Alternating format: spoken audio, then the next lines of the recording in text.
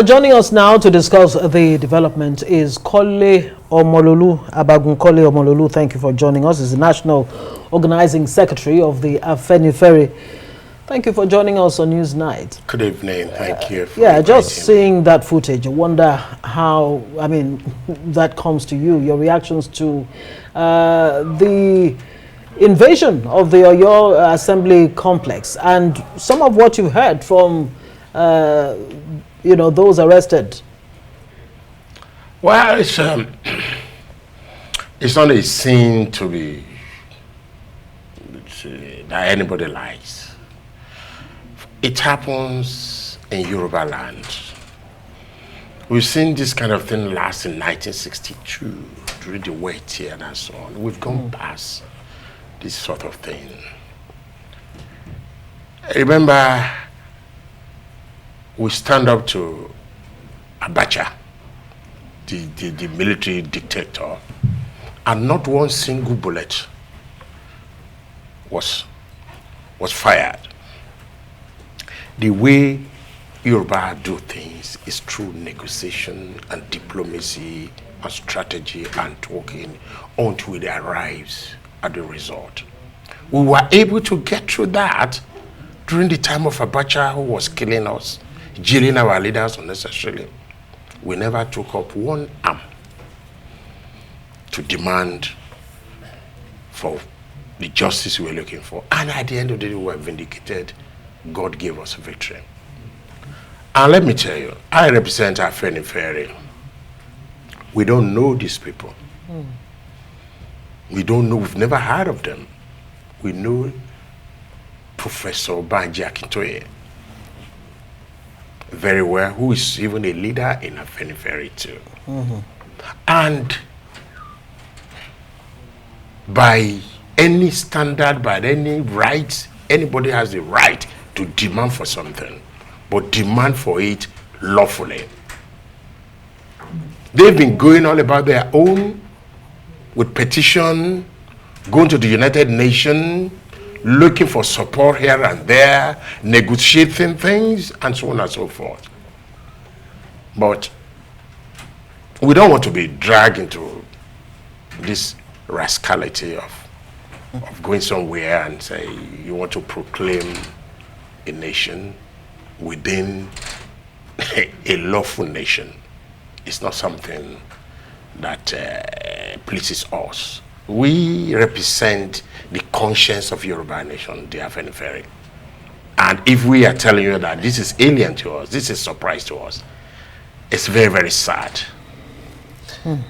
Well, I think it's good a thing that Afenifere is coming out to clearly condemn this, but it's not enough. And people will be asking questions as to the kind of intelligence that Afenifere or any other secret agencies may have missed out leading up to this, where it's a very discomforting head. So what do you think should be done going forward to ensure that troublemakers, which you just said are not part of the traits that Yorubas are known for, don't come up in your region or one region of the country anymore? Thank you. You mentioned something which I was going to, the breakdown of security and intelligence. Well, Afenifere we are just a group who wants the best for our society. We are not a government. It's a sacrifice. Nobody is funding us. We are, everything we do, but it's a passion. And the word Afenifere covers Nigeria. It's just that Yoruba people are the one doing it. Our philosophy is a man-centered philosophy that wants the best for Nigeria. That Nigeria is the leader of the black nation. That is who we are. Now, I saw the Commissioner of Police talking of sanction, this and that. What about you? We're talking of intelligence. Somebody must answer question. He mentioned that they knew where the rascals, where they started from. I mean, you are more or less condemning yourself. Where is your intelligence? We're talking of government area. These people were able to get there and they station there before you go and... I mean, somebody must answer a question about intelligence. You know, and not a we are not government. We are not intelligent people. We are just a moral force wanting the best for the society, whether you are Yoruba or you are not Yoruba. That's who we are. Right. But don't you think the genie is already out of the bottle? This agitations, you know, ethnic agitations in Nigeria. How concerned is Afenifere?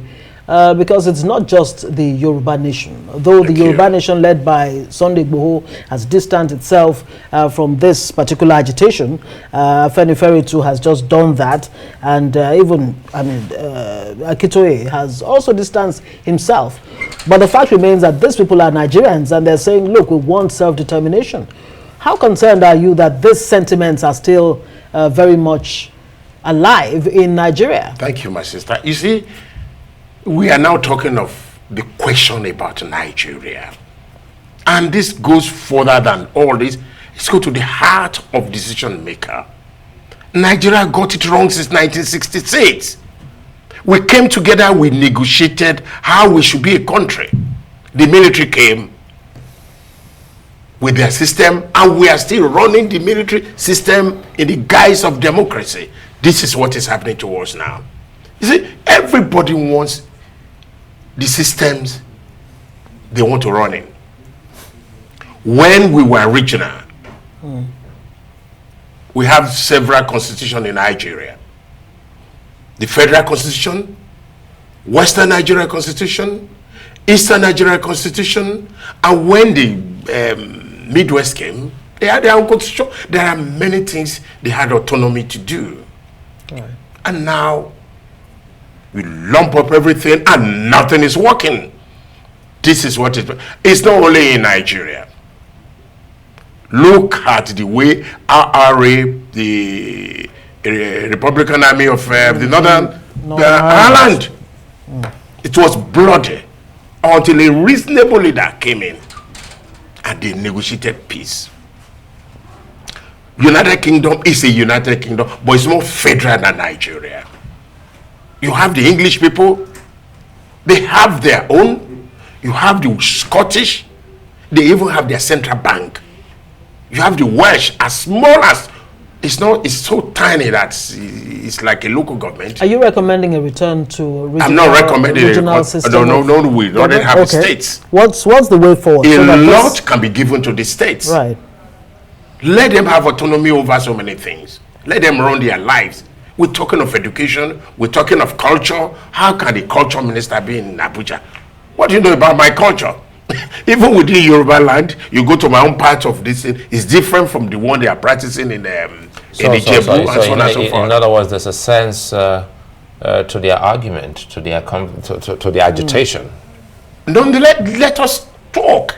They have anybody doing this. They are not really that crazy. Alanda is a university lecturer among them too. So in as much as you say you don't know them, yes, you're saying that we should also listen to them. Correct. We should listen to us. This is not the first time it's happening in Nigeria. It's happening in the East, and it's so bloody. It's the way we are tackling this thing. We think when it's time to put a gun at them and start killing them, it's not going to go down. It's going to be this determined human being who are ready to die that does this, and you think the only thing to do is talking of... so in other words, initially you termed them as rascals, so they're not rascals after all. Well, it's semantic, use the word language, but they're demanding for something. Whether they're going it the wrong way, that is a question. But having said that, we must look at it, that Nigeria must be negotiated. We in Afenifere, we want a restructured Nigeria so that Nigeria can work. We want a great nation. Now, God has given Nigeria the leadership position in the black world.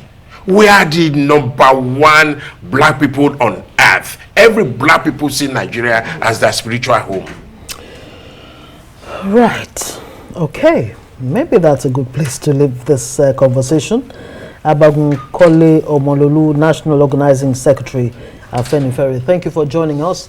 We hope that these agitations will subside and Nigerians will begin to believe in Nigeria indeed.